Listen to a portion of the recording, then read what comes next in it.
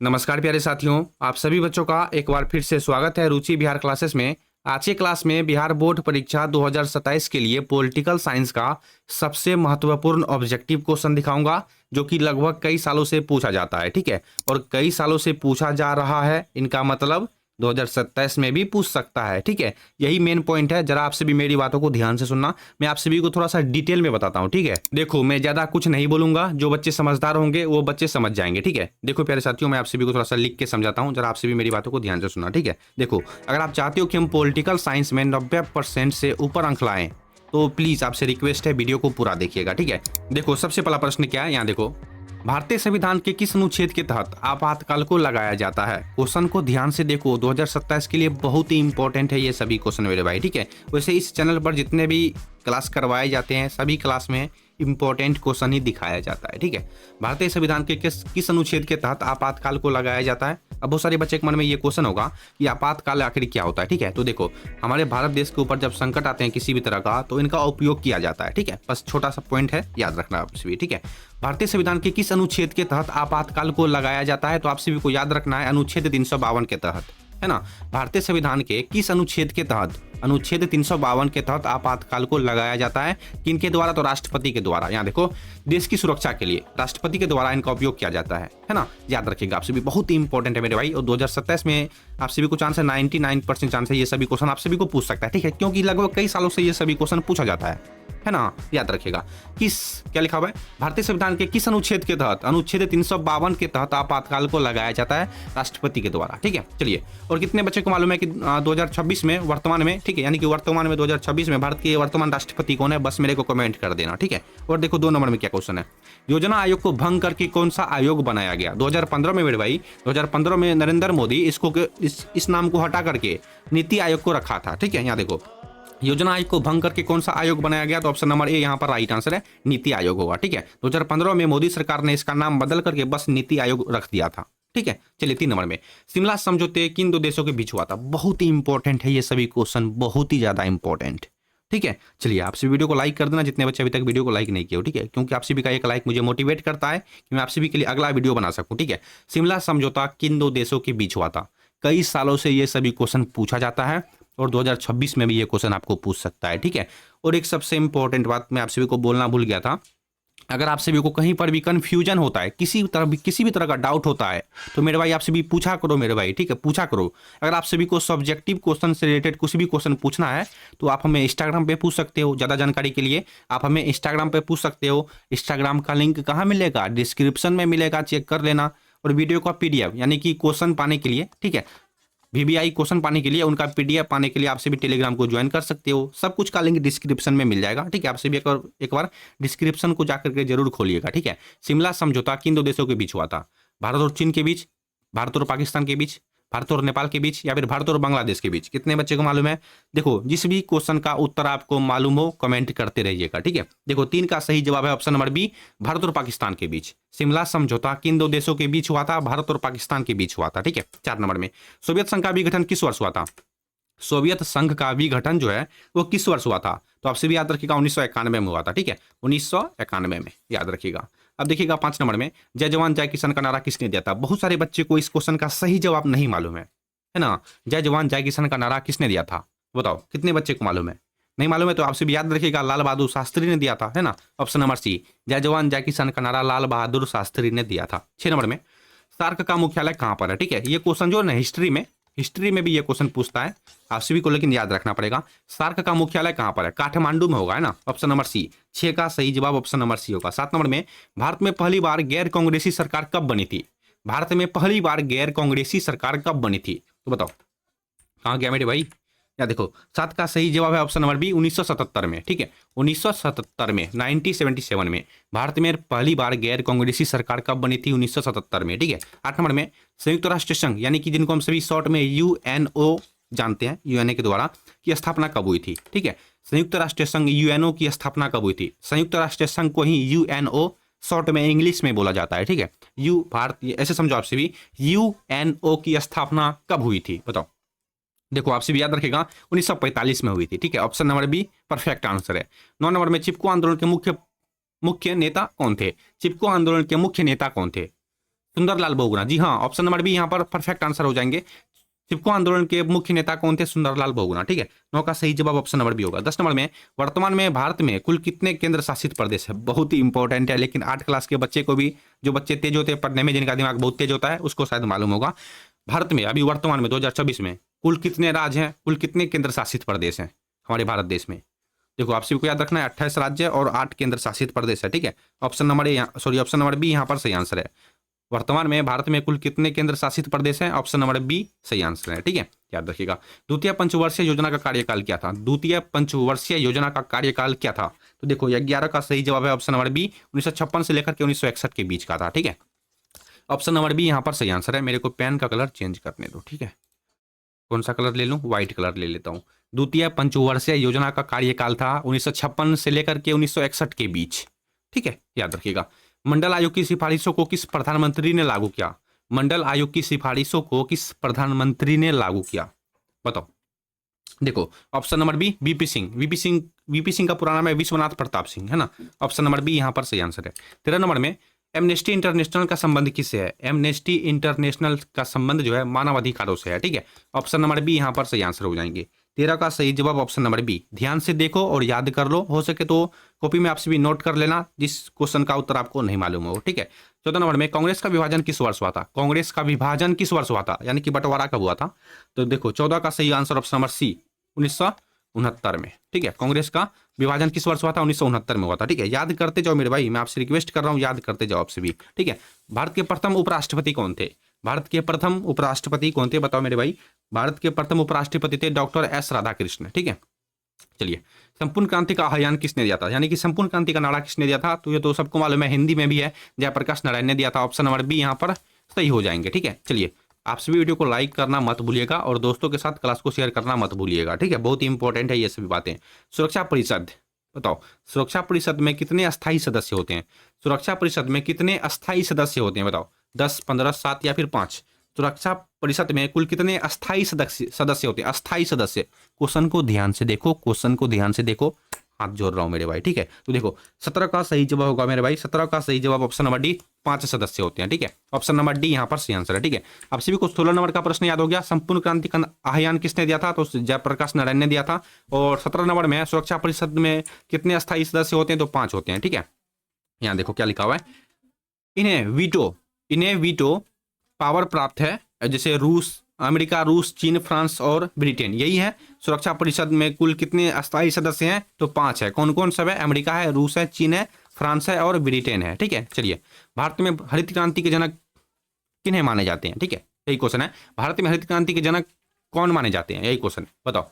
भारत में हरित क्रांति, मेरे भाई देखो 18 का सही आंसर, जितने बच्चे को नहीं मालूम है याद रखेगा, MS स्वामीनाथन को, ठीक है। ऑप्शन नंबर सी, भारत में हरित क्रांति का जनक किसे माना जाता है? तो MS स्वामीनाथन को जाना जाता है, ठीक है। चलिए अगला, सार्क का मुख्यालय, सॉरी क्या लिखा हुआ है, सार्क का पहला सम्मेलन कहां पर हुआ था? ठीक है, यहाँ पर देखो 2 तरीका का क्वेश्चन बनेगा मेरे भाई। यहाँ देखो, सार्क का पहला सम्मेलन कहां हुआ था? एक क्वेश्चन था शायद 2 नंबर में या फिर 3 नंबर में, क्या क्वेश्चन था मेरे को याद नहीं आ रहा है, ठीक है, कि काठमांडू उसका राइट आंसर था। खैर छोड़ो, हाँ याद आ गया मेरे को। देखो सार्क का मुख्यालय कहां पर है? सार्क का मुख्यालय पूछे तो काठमांडू में है।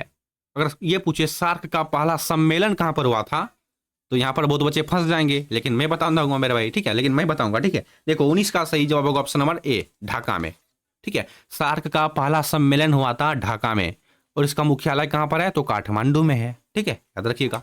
20, पंचशील समझौता किन 2 देशों के बीच हुआ था? पंचशील समझौता किन 2 देशों के बीच हुआ था? तो देखो 20 का सही जवाब ऑप्शन नंबर सी, भारत और चीन के बीच हुआ था, ठीक है, ऑप्शन नंबर सी होगा। 21, भारतीय राष्ट्रीय कांग्रेस की पहली महिला अध्यक्ष कौन थी?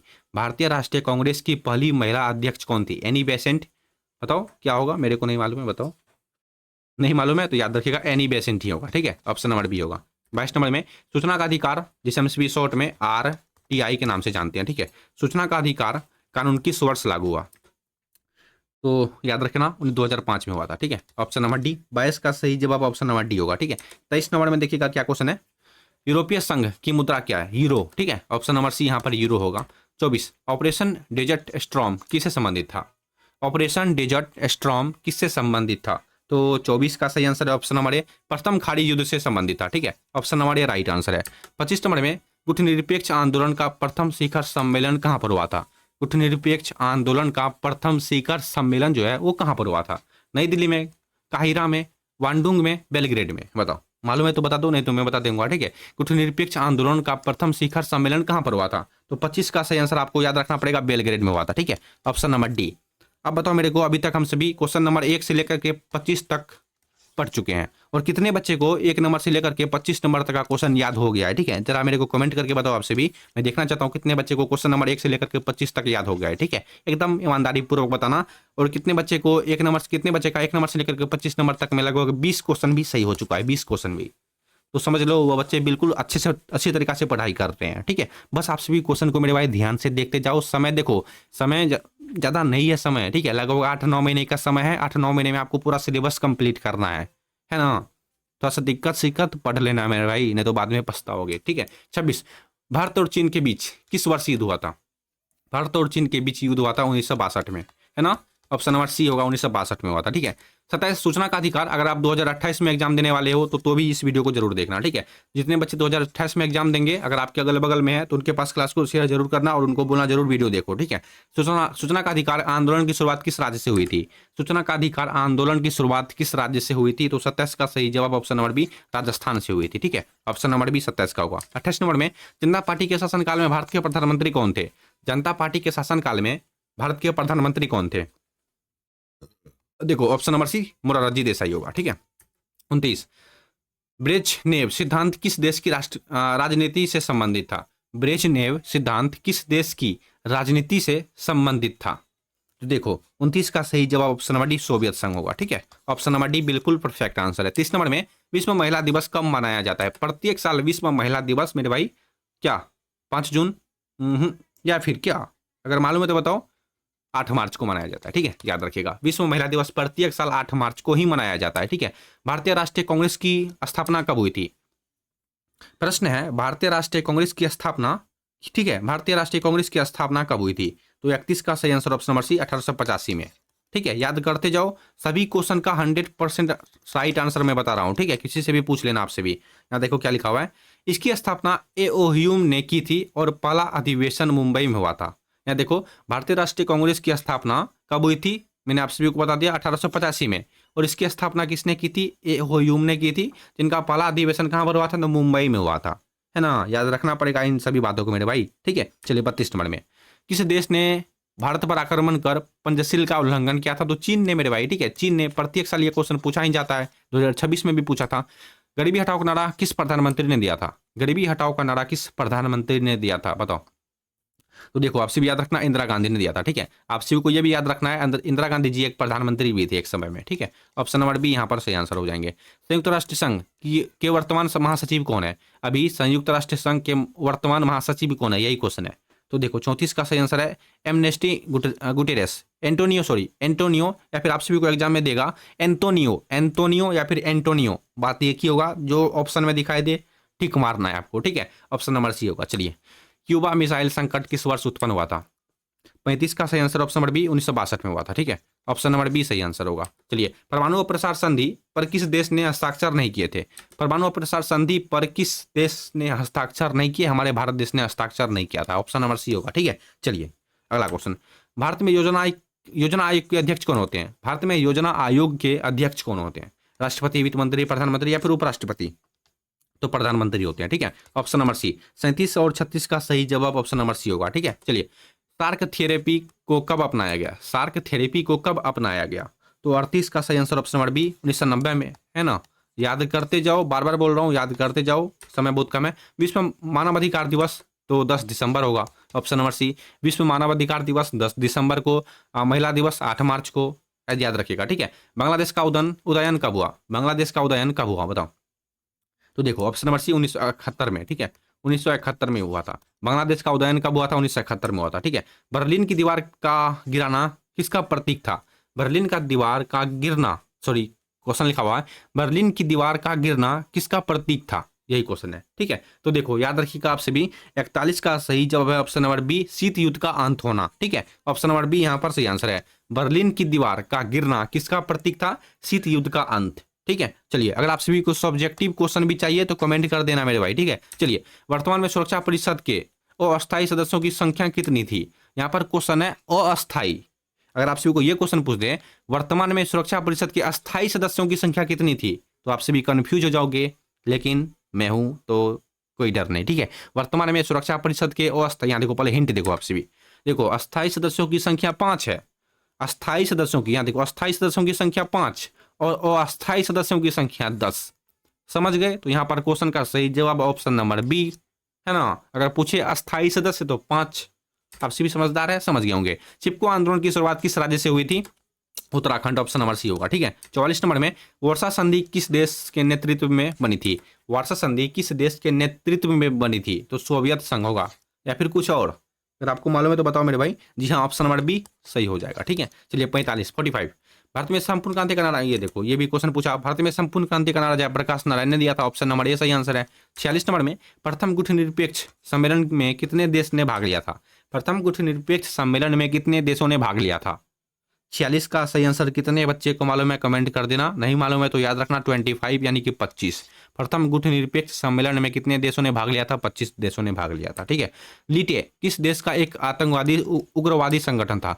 आतंकवादी बोलो या फिर उग्रवादी बोलो, दोनों को क्रिमिनल ही बोला जाएगा, ठीक है। लीटे किस देश का एक आतंकवादी संगठन था? तो आप सभी को याद रखना है श्रीलंका का, ठीक है। ऑप्शन नंबर सी।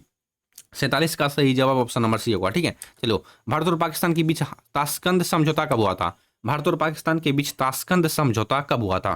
तो 48 का सही आंसर ऑप्शन नंबर बी 1966 में, ठीक है। देखो आज तक, देखो मेरा तबीयत भी थोड़ा सा खराब है, आज हम सभी 48 क्वेश्चन को ही कवर करेंगे, ठीक है। आज के लिए इतना ही प्यारे बच्चों। देखो मैं आप सभी को थोड़ा सा कुछ कहना चाहूंगा, आप सभी जरा ध्यान से सुनिएगा, ठीक है।